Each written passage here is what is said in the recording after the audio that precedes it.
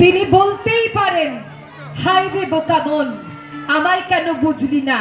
হয়তো কোনোদিন কিছু গল্প তোর আমার আর